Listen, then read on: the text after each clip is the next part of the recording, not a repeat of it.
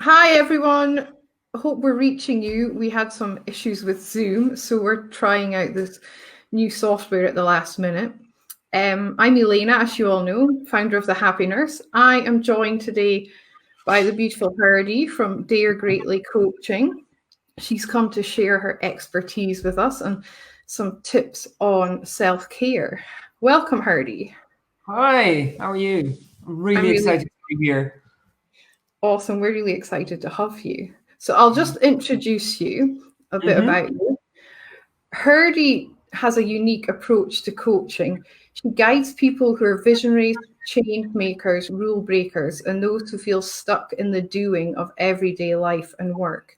She guides them into the quiet, expansive mountains to help them refocus on what life is all about for them. A project manager and consultant with over 20 years of experience, Herdy has a special gift for taking people on trails in the mountains and in life they would never think of walking by themselves. Herdy has a talent for both challenging and helping them reach heights they didn't think themselves capable of. I just love your approach to coaching, Herdy. It's awesome. Thank you. I One must day, say, myself, pardon? I love it myself. Just all that every opportunity to go into the mountains is a good one. Yeah, one day I'm coming with you. Totally am. Yeah, yeah, I love that. So, Happy Nurse is all about promoting Yeah. self-care strategies to nurses. Um, Mm-hmm. I speak about having a non-negotiable in my self-care. What is your non-negotiable? Obviously, regular hikes. Yeah. Right now, like many across the world, I'm in virtual lockdown, but we're in Austria. We're still allowed to go outside, and I'm fortunate enough to have the mountains at my doorstep, so I've been using this time to hike a lot. Awesome. Yeah, Hardy's been sharing her kitchen window view every morning on Facebook for that's months true. now. It's beautiful. It's absolutely beautiful. Yeah, I started doing that because, like everybody, I think I have a life that I dream of, a sort of vision of my life. And it's until about a year ago, I was focusing more on what I didn't have than on what I have. And a friend of mine asked me, what in your life have you already realized that is also part of your dream life? And I realized I have about 75% of it, 80 perhaps. Awesome. And a big part of it is seeing the sun coming up over the mountains. Oh, And how that's what I see. That's why I started taking kitchen window pictures, yeah, because I that just reminds like me of that. the fact that I have 75% of my dream life. That's so cool. And it is, if we look back like 20 years ago, we probably are living the life we dreamed of from back then. Yeah, exactly. Yeah. I definitely am. Yeah. Yeah, so am I. Gosh. Yeah. Um, so I created a model of self-care and it breaks it down into 5 easy aspects to follow. The aspects are mental, emotional, physical, spiritual, and indulgent self-care. So Yeah. Hmm. what to you is indulgent self-care? Oh God. Anything from like ice cream to hiking as much as I'm doing now really is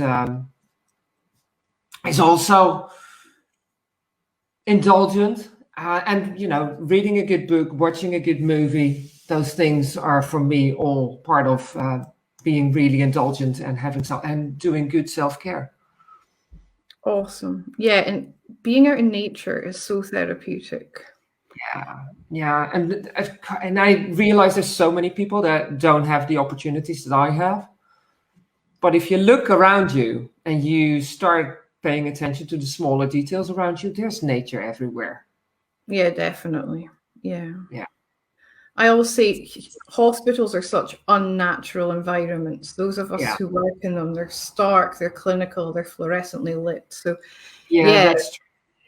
But if you have the opportunity to walk outside of that hospital, I'm willing to bet there's some bit of nature. Even if you are starting to pay attention to the cracks in the pavement, you'll find nature there. yeah, totally. That's so true.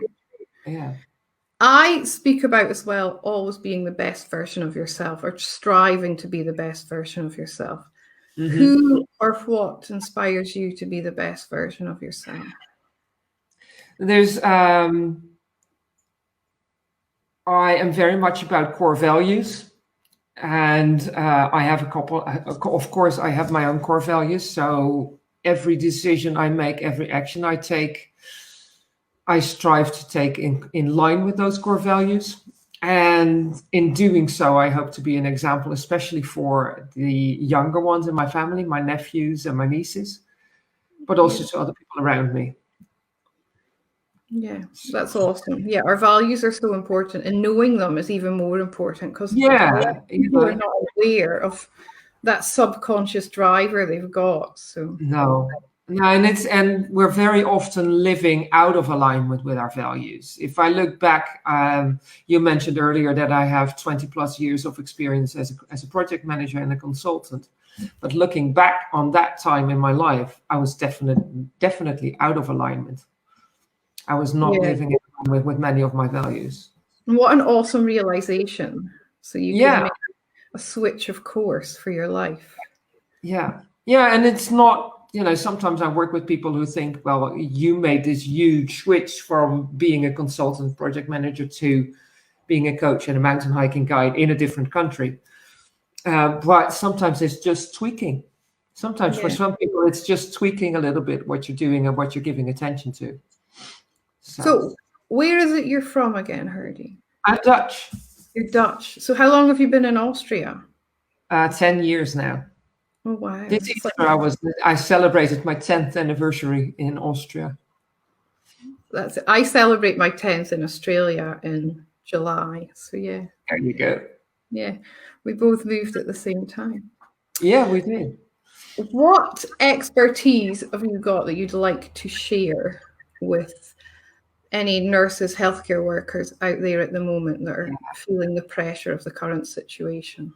Well, first of all, I'd like to say I'm in awe of what all those healthcare workers are doing, because this must be incredible hard. It's incredibly hard, I imagine, on people to be working as much as they're working right now, and with Corona and the intensity of that, of the what do you call that? The illness that is caused by the virus.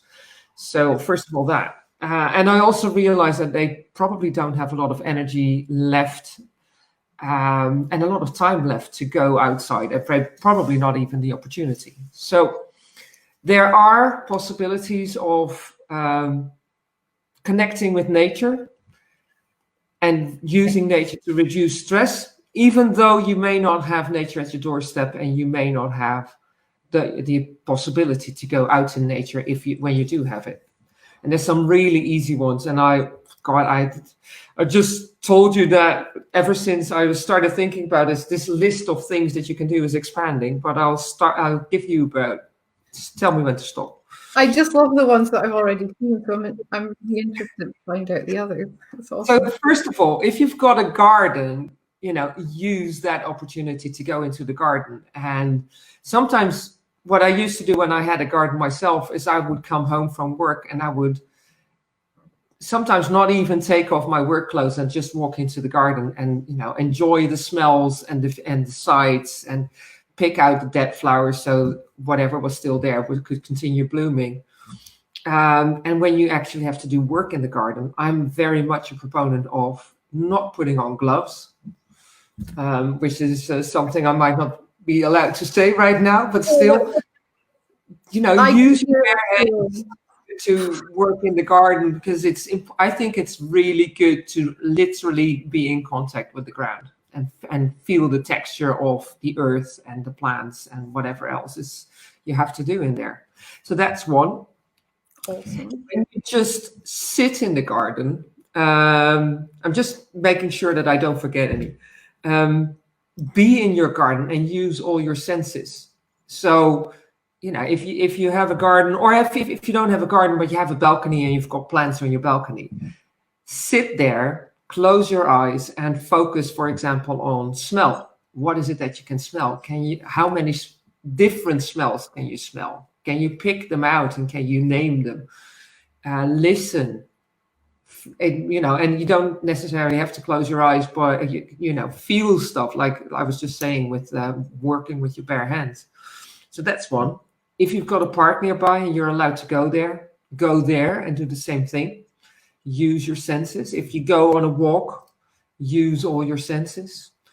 Yeah, I almost, sorry, I'm interrupting. Oh, go. I speak about meditation and going on moving meditations. Yeah. I teach it a bit unconventionally, and it's about that presence, about that being completely aware of everything that you're taking in. Exactly. What I like to do when I bring people into the mountains with me is have them stand still, close their eyes, and just be. And after a couple of minutes, I'll ask, okay, what is it that you noticed? And I can tell how disconnected they are, or how from nature, or how connected they are to nature by the answers they give me. Because sometimes they'll start telling me everything that they didn't hear. So they didn't hear an airplane, they didn't hear cars, and that kind of thing, instead of the things that I was asking for, like the wind in the trees or a stream or whatever. So it's really fun. Yeah. So another thing that you can do is find a tree or something, sit down underneath it, and just concentrate on the, square meter or so around you for about 15 minutes. And if you're with somebody, after those 15 minutes, start talking about your square meter, and then have them tell you about their square meter and what was happening in that square meter. How awesome. That's such a great idea. Yeah, it's really lovely. One of my favorite things to do on a hike is cloud spotting. Awesome. Lying on your back in a beautiful spot. And if you can't be outside, but you've got a window and you can see the sky from the window, use that window as a sort of nature viewer, and look up at the sky and see what clouds shapes you can see. I just saw the other day the Enterprise. I'm a big Star Trek fan. I saw the Enterprise in the sky, and I remember driving somewhere with a friend of mine, and I was like, "Oh, a rabbit!" And she almost drove up the road. It's fun. After I read your thing about the cloud spotting, we were driving down the freeway the other day, and I had the kids in the car, and I went, "Guys," and they're like, "What?" And I said, "Look at the dinosaur." And my little boy's like, "Where? The clouds." There's a great TED talk. It's called "Cloudy with a Chance of Joy." Oh, how awesome! There's a great TED talk by a guy who founded the Cloud Appreciation Society. He also created an app, the Cloud Appreciation app. And in that app, they teach you about the different kinds of clouds and why these clouds occur in the sky. And you start looking for it. It's fun. I used to do it quite a bit. It's really fun. And it's interesting too. And some clouds you can probably get down in Perth. Where's Perth? Is Perth on the coast? Yes, west. Yeah, on the coast, west. Yeah, so on the coast you get different kinds of clouds than I get in the mountains. So you might be able to see clouds that I never get to see because I'm way away from the coastline, and the other way around. So it's really fun. I'll put that in the comments afterwards, guys. Yeah. Then there's listen to sounds of nature. If you go to YouTube, for example, or what's that called? SoundCloud. There's lots of recordings just of nature. And I personally am not a big fan of nature with music, but that's just my thing. A great channel is the channel by Johnny Lawson. He records 8 hour. He has 8 hour long recordings of just forests with birds and whatever. I love those recordings. Oh, beautiful. Yeah. And the last one, oh no, I didn't. Well, nature documentaries, obviously. If you've got the Disney Channel, for example, there's National Geographic they have on there. So there, and National Geographic, if you're lucky enough to be able to get a subscription to that, National Geographic, lots of nature documentaries, and YouTube again. Yeah. I recently watched The Elephant Queen. Now, I'm a big elephant fan. But the Elephant Queen has this whole story of other animals in it that are influenced by the fact that they live in a space where there's a herd of elephants.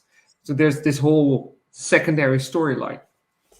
I think it's on Apple TV. So, and then virtually explore nature is another one that you can do if you're, sort of confined to the house. If you can only move between the place where you live and the hospital.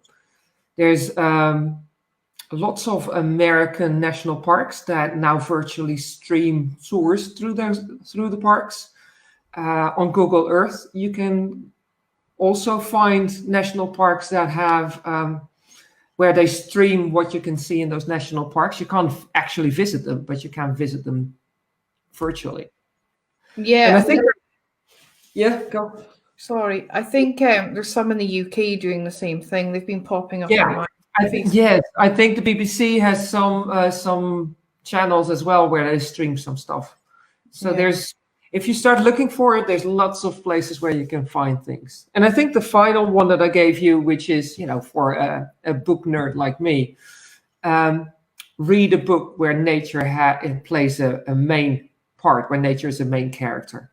I just reread the Jungle Books, and the Jungle Books is much more than just the Mowgli stories. Yeah. So, I love those. So Jungle Book is a good one. The Secret Garden is a good one. I loved Robinson Crusoe. Crusoe, how do you say that? Yeah, Robinson Crusoe. Yeah. Yeah, and what was another one? Oh, Call of the Wild and White Fang, for example. Those are great books where nature plays a huge part. And I like to sort of lose myself in a good book. Yeah, I speak about that as being part of my indulgent self-care, is curling up with a book for a couple of hours and just losing myself. And what I find, and what others may have as well, when my mind is really whirring, and I can't really get it to quiet down, then actually sitting down with a paper book or with an e-reader is hard for me. But what I can still do is listen to a book. Mm-hmm. So Audible, for example, is a great resource. And Audible is right now offering a lot of free classics, like Jungle Books, like White Fang, like Call of the Wild. You can listen to them for free now. They stream them on their website. I'll send you a link later on. Awesome, thank you. Yeah, that would be great. So I think those were the 9 I told you about, didn't I? Yeah, that was the 9 you said. Yeah. They're very awesome. I love them. And going back to the trees, I'm a huge hugger, and not being able to hug people at the moment is killing me. I'm nearly hugging a tree. Yeah, I get you. Yeah. And every now and again I hug a tree, and the nice thing about trees is they smell nice. Yeah. Very true. Yeah. So every now and again I'm like, it's a good thing that people don't see this weird Dutch lady moving through the mountains and hugging a tree. No, you got to love it. Tree hugging. Yeah. And as I said earlier, I mean, the hospitals we work in, especially, I work in operating theatres. There's no daylight in there. It's all fluorescently lit and it's dark walls. Yeah, and it's so important to get some vitamin D. I'm not sure. I'm not even sure that you can get it from a pill. I think you have to get it from the sunlight, don't you? Yeah, I believe you've got to go in the sunlight. Yeah. Yeah. So it's naughty, and if especially when you're an outdoor person, it's really hard, I imagine, to be stuck inside so much. Yes, definitely. I remember when I used to work back in Scotland in the winter, because I'm from the north. Yeah. I would go to work in the dark, and I would come home from work in the dark. Yeah. Oh, I remember. Yeah, it used to be really tough. Yeah. It's different in the summer, but on my days off, I would want to be outside in nature somewhere just so that I could reconnect. When I was working in the Netherlands, I had the same thing. You start early and you work until late. It's just as if nothing's happening outside of, you sleep, you work, you sleep. Yeah. It's not the best. No. And this time makes me realize how fortunate I am to first of all have been able to make the choice to move to Austria and to do the things that I do. Because in the wintertime, I spend a lot of my time working as a ski instructor. So I'm basically outside all the time. Oh, how beautiful. That's awesome. Living your passion. Yeah. Yeah, it's the best. I can't, it's sometimes people ask me, are you, especially around this time because I bring people into the mountains with me, and that's not possible at the moment. So my income has dried up a bit. Sometimes people say, well, you can always go back to being a project manager or to being a consultant. And I'm like, no, I don't want to. It's not in line with my values. I'm not doing it. Yeah. No. Nature is a really big part of it for me. Yeah, that's awesome. How amazing that you discovered that, and you're happy in your work. I think, if you can be happy at work, then you're nailing life. Yeah. There's I think this is a really good time for people to start looking at how they've been living life and whether or not they've been living it in a way that they have paid attention to what life for them is all about. And I suspect for a lot of people that was not the case. So just starting by looking at what is abundant in my life right now, even though we're in this crisis, is a really good place to start. And what do I want to continue after we've gone through this thing and things are returning back to normal? Or what do I want to do different from the way I was doing it? This is not just a crisis. This is also an opportunity, in my opinion. Yeah, I'm with you completely. And I think if you can focus on that gratitude as well, always come back. There's always something to be grateful for. Yeah, and for me, the reminder is the kitchen windows that you talked about, the kitchen window series. Think about, what it is in your life that equals my kitchen window series. Yeah, totally. You don't have to take pictures of them and post them on Facebook as I do, but just think of it that something that you notice every single day to remind you of what you're grateful for.